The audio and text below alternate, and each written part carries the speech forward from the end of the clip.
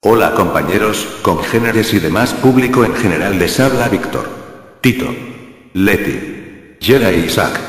Hablaremos biográficamente de Otilio Montaño, compañero de Emiliano Zapata. Otilio Montaño, revolucionario y político zapatista, fue originario de la villa de Ayala, cabecera del municipio del mismo nombre. Nació el 13 de diciembre de 1877, hijo de Esteban Montaño y de doña Guadalupe Sánchez. De origen humilde, estudió la primaria en la ciudad de Cuautla con el profesor Celso Hormigó, en la escuela Guillermo Prieto. Al terminar la primaria, comenzó a trabajar como maestro en la escuela de Tepalcingo. Estuvo también en Jonacatepec y pasó posteriormente como director a la escuela de Villa de Ayala. Más tarde fue promovido a Yautepec, donde tuvo contacto con Amador Salazar y fue enlace con Emiliano Zapata. De esta población fue a Villa de Ayala, donde se incorporó a los levantados, el 11 de marzo de 1911. Ese día Torres Burgos, en el kiosco de Villa de Ayala, leyó el plan de San Luis, e informó sobre los levantamientos en el norte del país. Otilio Montaño gritó: abajo las haciendas y vivan los pueblos. Así durante todo el año de 1911, Montaño estuvo tratando de convertirse en guerrero. Al triunfo del maderismo, en 1911, el gobierno de León de la Barra trató de aniquilar el movimiento zapatista. Montaño colaboró con Zapata para que no se rompieran las relaciones con de la Barra, como era el deseo de Francisco I. Madero. Montaño hizo que Zapata conferenciara telefónicamente con Madero desde la ciudad de Cuautla, tratando de limar asperezas. Cuando Zapata comprendió que la lucha de los hombres del sur no era comprendida, vio nuevamente la necesidad de ir en contra del gobierno. En ese momento Zapata dio instrucciones a Otilio Montaño y al general José Trinidad Ruiz para que formularan un plan que sirviera de bandera y que contrarrestara las calumnias de que era objeto Zapata en los diarios de la capital, y diera a conocer al país el propósito de redistribuir la tierra entre los campesinos despojados.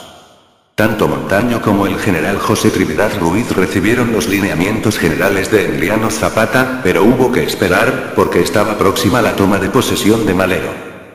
Zapata abrigaba grandes esperanzas en Malero. Pensó que se terminarían las dificultades y se distribuiría la tierra, pero bien pronto se dio cuenta que Malero no cumplía su promesa. Entonces Zapata reiteró las instrucciones a Montaño y a Trinidad Ruiz, para que se procediera a dar a conocer el plan que con anterioridad se había formulado. Zapata tuvo que trasladarse a la Sierra de Puebla, y en el pueblo de Ayoxustla, del municipio de Huehuetlán el Chico, proclamó el plan de Ayala, que dio contenido social a la revolución de 1910. En este acto, el profesor Otilio Montaño leyó el documento que había escrito de su puño y letra, declarándose el sur en rebelión formal contra el gobierno federal.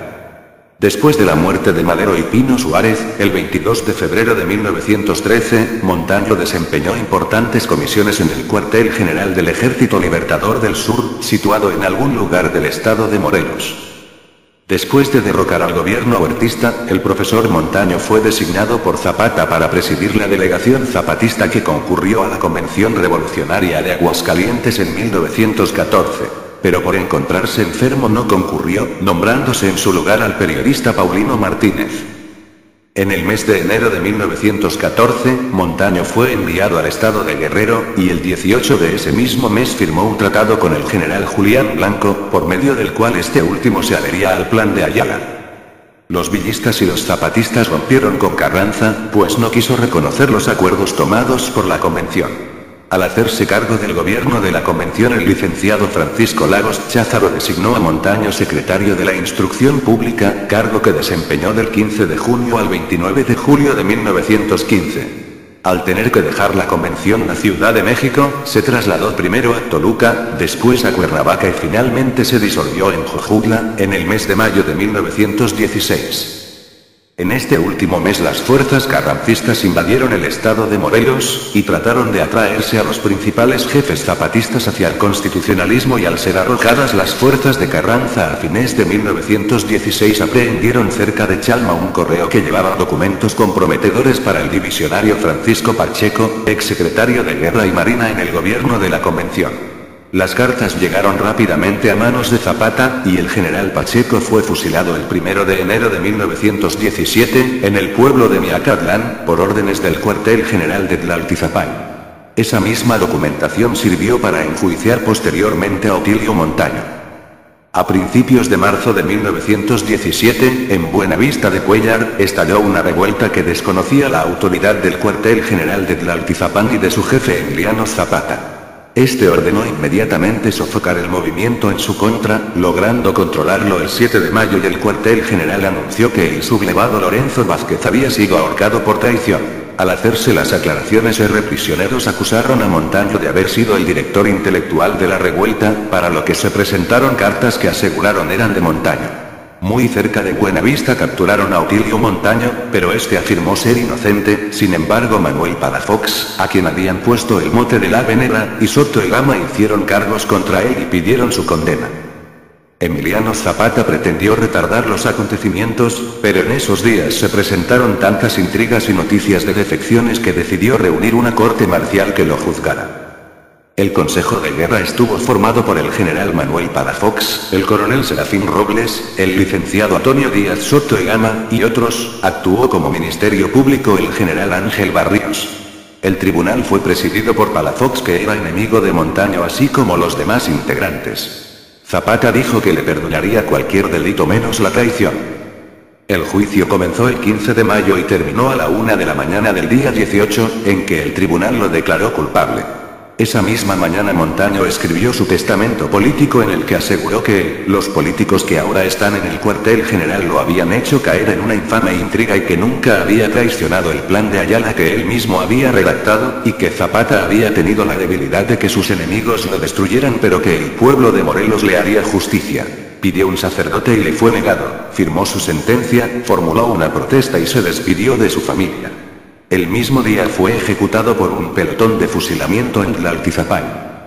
Años más tarde, el licenciado Antonio Díaz Soto y Gama, que formó parte del Consejo de Guerra, sostuvo que en 1912 Montaño aconsejó a Zapata que abandonara la lucha y huyera disfrazado. Dijo que Montaño en 1913 estuvo a punto de reconocer a Huerta y que había aconsejado al Tuerto Morales y a Lorenzo Vázquez para que dejaran el Ejército Libertador del Sur, y que luego lo encontraron involucrado en la revuelta de Buenavista de Cuéllar. Soto y Gama también aseguró que Montaño hablaba demasiado y rara vez iba al grano, que era un anarquista, positivista y autor de pastorales. La verdad del caso Montaño nos queda oscura, pero es muy sospechosa la actitud del tribunal al no permitirle defenderse, lo que nos hace creer que efectivamente fue víctima del Ave Negra del zapatismo y de los políticos de Tlaltizapán. Montaño escribió antes de ser pasado por las armas que moría para satisfacer venganzas mezquinas y ambiciones miserables. Esto es todo, nos despedimos y esperamos haber sido de su agrado. Producciones Víctor All Rights Reserve.